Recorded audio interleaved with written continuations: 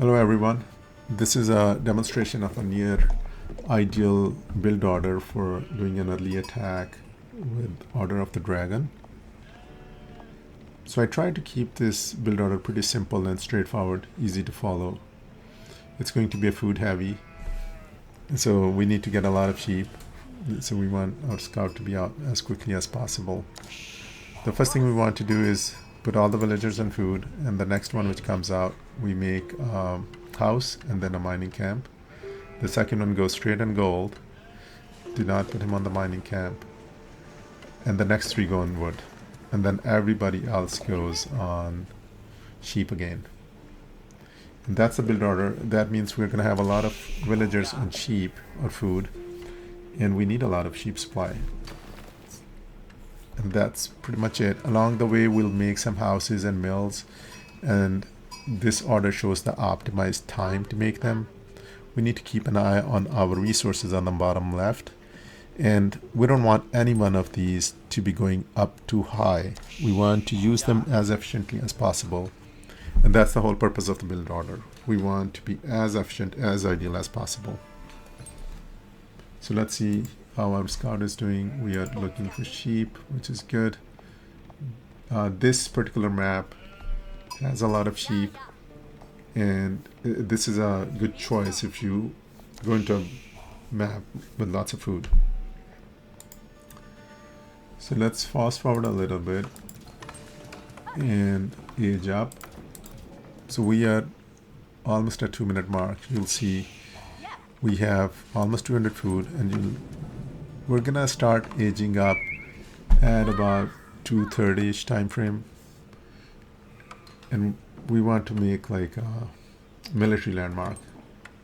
So let's start looking at the place where we want to make the military landmark. I think this looks like a good spot, very close by, easy to defend. So let's keep an eye. We are going to use 2 villagers to make the upgrade landmark. And then we're going to keep 3 on the wood, and that's pretty much okay. And with those villagers, from time to time, we'll be making a house, a barracks, and that kind of stuff. But that's the wood guys. So we are aging up now.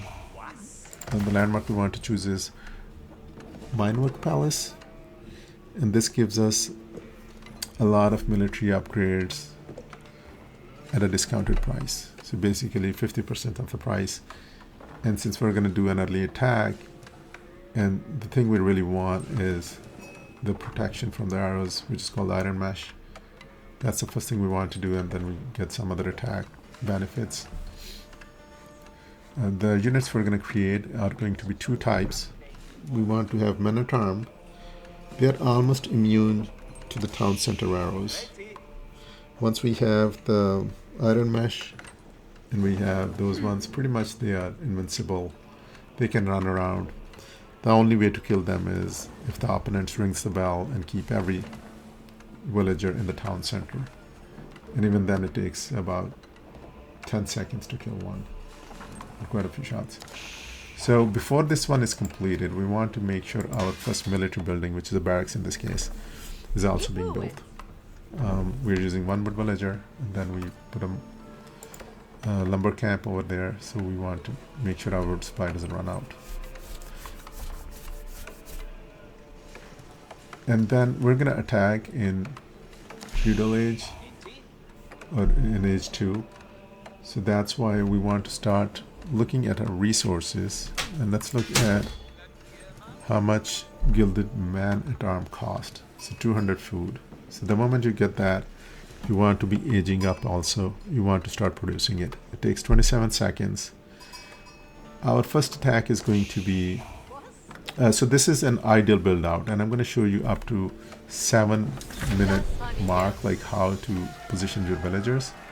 How and when you attack depends a lot on what the enemy is doing. You can harass the enemy outside units. If it's in English, you can make a horseman, or you can choose to go with an archery range. In this case, we're going to go with a stable. So you can see, look at the resource count. It's very ideal. We are not having anything extra. Whatever we're making, we're consuming right away. So ideally I want to see this in 2 digits. If you're having in 3 digits, like then you have too many, except for the food. You see our first man-at-arm came out, it's going out, and then we're making the second one. Now we could have delayed this making of stable a little bit because we don't have enough resources.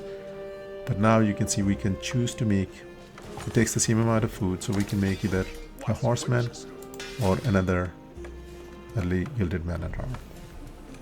You see we are at 5 minutes 42 seconds. Now 4 on food, and this gold guy is making a house. It's going to go back on gold, and you continue this as long as you can.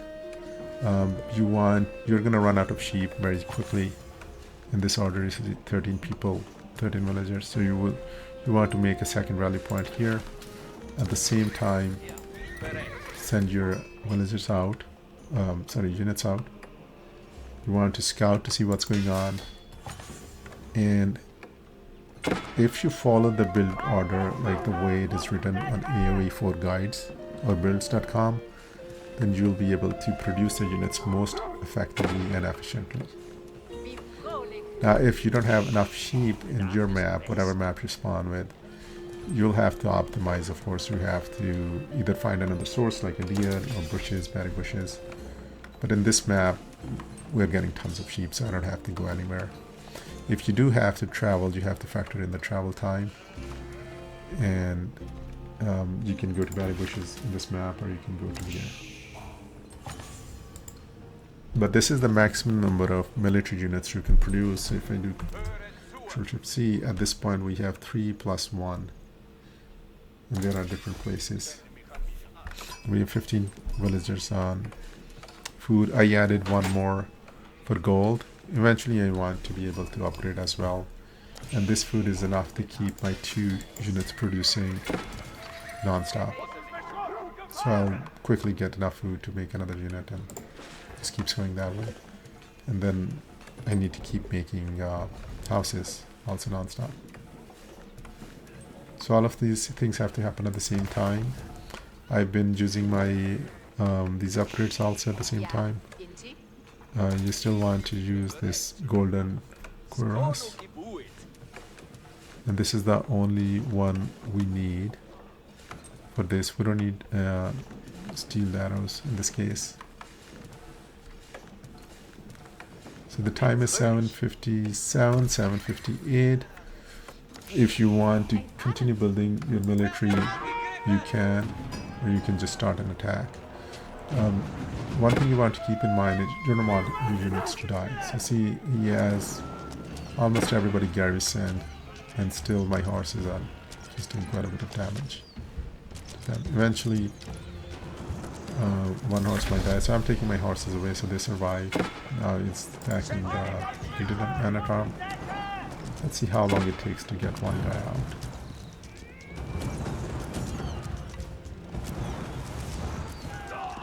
So one guy down. Ideal number of attackers is about 8. You need to have 8 of men-at-arms or horses mixed in there. And if you know the other person is going to make some horses, you would want to make 1 spearman in addition, but don't bring the spearman forward. Back at home, we'll still efficiently look at the units assigned, and that's basically about it. Thanks for watching, and let me know how it goes for you guys.